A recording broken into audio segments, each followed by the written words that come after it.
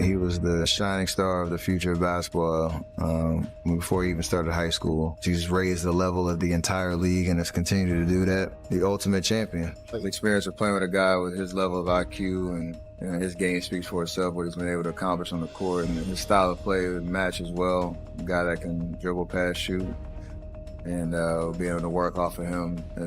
It's been pretty seamless just because you usually try to just make the right play and something good will happen. Seen what Bron's been doing in the last couple of games, especially closing out games. So the chemistry is pretty natural. Here's LeBron.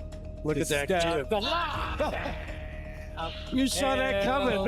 There is no denying like his greatness in terms of what he can do on the court. And like sometimes you're in, even when you're playing against him, you're in awe because it's like the way he can control the tempo of the game, the way he can dominate scoring, passing, just his overall just presence and his IQ, like all that stuff. Like we all talk about it. And you have to appreciate your competition if you want to beat him because there's got to be that, as coach would call it, the appropriate fear. Absolutely. But LeBron, he's a cool guy.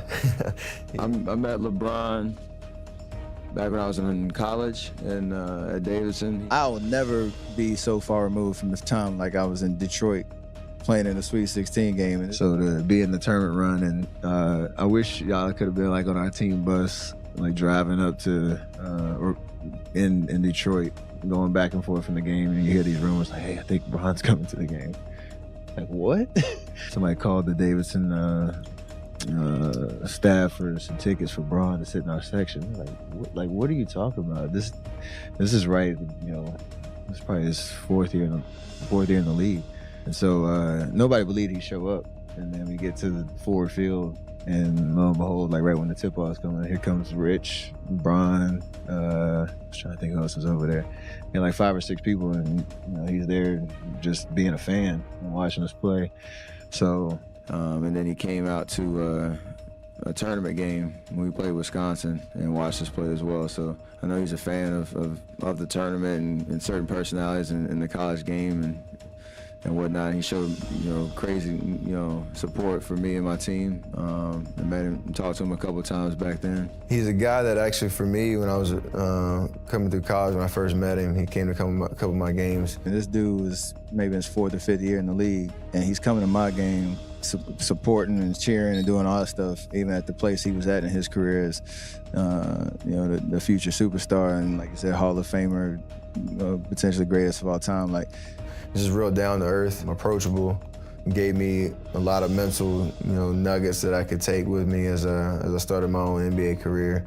Obviously, as a basketball player, the dude's amazing. So I don't know how people knew this. He gave me a jersey when I was in high school. When I was in college at Davidson, and I still have it on the wall at my parents' house back in Charlotte. I still have in my dad's house in North Carolina. I still have a Bron jersey on the wall in my bedroom. That he signed the next year. He came to Charlotte and went to the game, and he signed a jersey. And it's like the greatest shooter in North Carolina or something like that. And he signed it, and I kept it. Wow.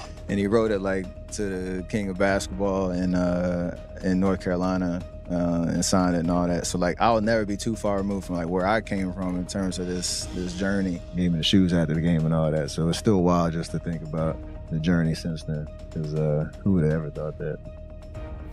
Who else you want to play with? This is in today's game, but Steph Curry. Steph Curry's the one that I want to play with for sure in today's game. And in terms of like him picking out one player that he would want besides his son that he would want to play with, and my name comes up, it is definitely, it's surreal. Because I believe in 08, 09, or whenever that little light skin came in the league, that's in Golden State. He single-handedly changed the no lead is safe. If you take a fantasy draft and you're like building a team out and you got what Bron can do and the way that I can shoot the ball, like obviously there's like a curiosity, like what would that look like? But also there's a realism of like, that's why I said I'm good right now. It's just, you can never let your mind go from what you know is your situation, what is your moment, your time, and who I've been rocking with from day one. So that's my best answer at it, because it's fantasy, it's wild, but there's a respect and appreciation There's a surrealness because of where I came from and how we first interacted back when I was in college. But if this was 2K, that'd be pretty lethal. To think, fast forward, 6 years later, we'd be playing against each other in the finals and all that. It's just a wild experience. I'd say in terms of one guy being able to change the course of a game the way he can, he controls the pace. He does things that you kind of look like, how did he do that? Yeah. It doesn't matter sometimes how great a defense you play on him. And sheer strength and power to get to the basket. He's obviously developed that outside game that keeps you honest. You need all antennas up, all 5 guys every night, and if you don't bring it, he's liable to try to expose you. So in terms of that first championship run, matching up with him, and some of the stuff that he did on a nightly basis, it was spectacular. But at the end of the day, like, that gives you even more competitiveness and fire to try to figure out how to overcome it and still win. And it gives you a little bit more gratifying feeling when you do too. So, like, at the time, it's like, oh, this great story about this college kid at this small school, Dell's son or whatever, and LeBron is at his game. Could you ever have imagined playing against Braun in the finals 5 straight times at that point? Nobody will ever believe it. It's just because it's a great question. That's exactly, I wouldn't, after we lost in the Elite Eight to Kansas, even at that point, I still wasn't thinking about the league. Like, the first question I got in the locker room after the game was like, hey, you declaring for the draft? I was like, what? What are you talking? Like, we're in here crying, like, mad we lost, and it's the first time I really kind of contemplated like that would be, like, that was the time. I knew that was the end goal, but it wasn't the means to an end type of situation. How would you describe you and LeBron? Because it's evident when you're out there playing, there is a rivalry. well, he's in the way of me getting another trophy, and I was in the way the last 3 years, and you battle it out. So beyond that, we're 2 totally different people, have a lot of different things going on. We're in different times in our careers and things like that. So I don't take it any further than that. Besides, the last 3 years, I've tried to win a championship, and he's been on the other side. How do you sort of contextualize that year as part of your career? It comes with a lot of emotions, right? You just explained it really well. The 73-9 chase, you're starting 24-0, coming off a championship, getting everybody's best shot, still winning. We're about to be 2-time defending champs back to back, and the whole vibe. And know how it ended. What I say about that 3-1 situation is, I've never seen 2 guys play at that level For 3 for straight 3 straight games. It was the games. craziest thing I've ever seen. Like, Bron and Kyrie were just on. Like, we played well. They just played better, and it was hard to watch and be in that vibe where you couldn't do anything about it.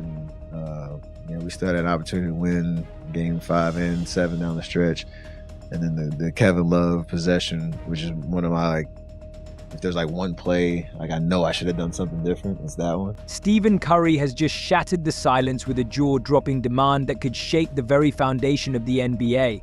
Moments after securing a $63 million contract extension with the Golden State Warriors, Curry didn't hesitate. He dropped a bombshell that no one saw coming. But he's not just playing to win, he's calling for the ultimate power move, bringing LeBron James to the Warriors.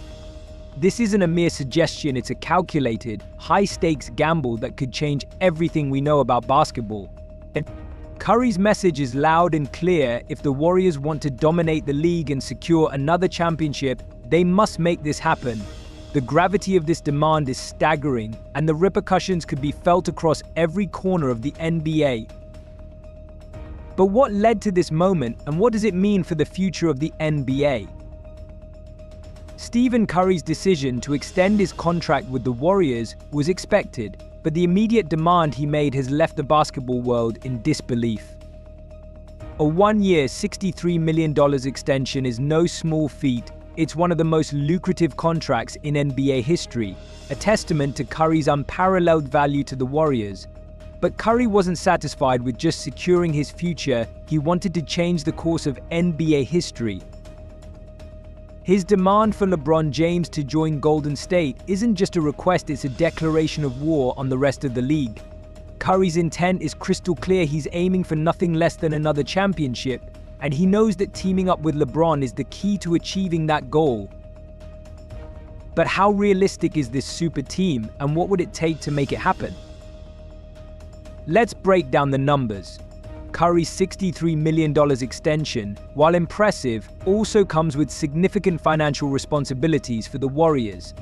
With the NBA's new financial restrictions and the harsh penalties for exceeding the luxury tax, every dollar counts. The Warriors are walking a tightrope, balancing the desire to form a super team with the realities of their budget. LeBron James, entering his 22nd NBA season, controls his destiny with a no-trade clause, giving him the final say in any potential move. If he chooses to join Curry, the Warriors would need to navigate a complex web of salary cap rules, tax penalties, and player contracts. The question is, what are they willing to sacrifice to bring LeBron on board? And if LeBron does come to Golden State, what would it mean for the rest of the league? The impact of LeBron joining Curry in Golden State would be seismic. The balance of power in the NBA would shift dramatically. The Lakers, who have built their roster around LeBron, would face a massive rebuild. Meanwhile, the Warriors, already a dynasty with 4 championships since 2015, could solidify their position as one of the greatest teams in NBA history.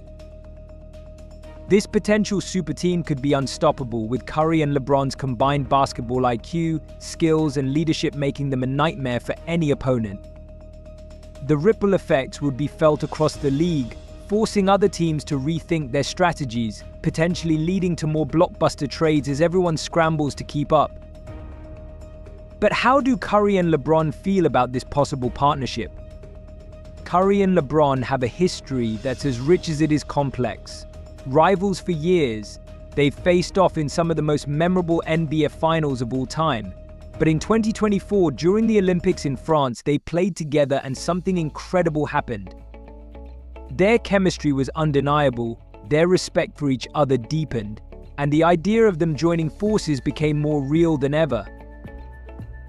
Imagine that Olympic synergy, but spread across an entire NBA season.